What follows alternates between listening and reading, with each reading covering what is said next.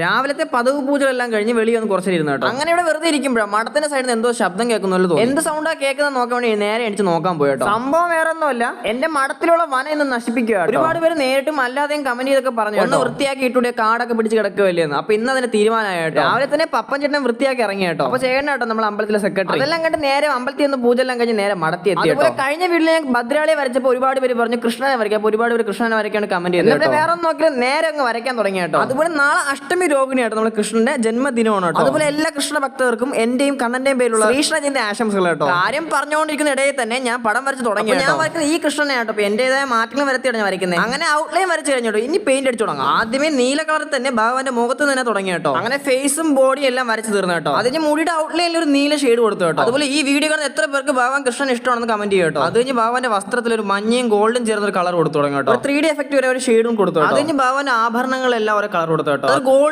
എല്ലോ കേട്ടോ കൊടുത്തത്. ഭഗവാന്റെ ചുണ്ടിലൊരു റോസ് കളറായിട്ട് കൊടുത്തു. ഒരുപാട് പറഞ്ഞു കിട്ടും, അത് ഞാൻ പെട്ടെന്ന് കാണിച്ചു തരാം. ഇപ്പൊ തന്നെ ഏകദേശം 1 രൂപ ആയിട്ടുണ്ട് കേട്ടോ. അപ്പൊ അവസാനത്തെ ലുക്ക് ഇതാണ് കേട്ടോ. എങ്ങനെയുണ്ട്, ഇഷ്ടമായോ? ഞാൻ താമര ഇരിക്കുന്ന രീതിയിലാട്ടോ ഞാൻ വരച്ചു തീർത്തത്. അതുപോലെ അടുത്ത എന്ത് പടമാ വരയ്ക്കണമെന്ന് കമന്റ് ചെയ്യട്ടോ. എന്നെ കൊണ്ട് പറ്റുന്നതാണ് ഞാൻ ഉറപ്പായിട്ട് വരച്ചിരിക്കും കേട്ടോ. അപ്പോൾ ഈ പടം വരയ്ക്കാൻ എനിക്ക് 1.5 മണിക്കൂറായിട്ട് എടുത്തത്. വരച്ചു കഴിഞ്ഞപ്പോൾ ഏകദേശം 12:30 കഴിഞ്ഞു. പിന്നെ വിശപ്പടിച്ച ഡ്രസ്സ് മാറി നേരെ ഇറങ്ങി പോകുന്ന ഒരു കരിക്കത്തുള്ള പമ്പിൽ കയറി പെട്രോൾ അടിച്ച് നേരെ ലുലുമാൾ കയറി കേട്ടോ. ലുലുമാൾ നേരെ ഹൈപ്പറിലായിട്ട് പോയത്. അത്യാവശ്യം നല്ല തിരക്കുണ്ടായിരുന്നു ശനിയാഴ്ച.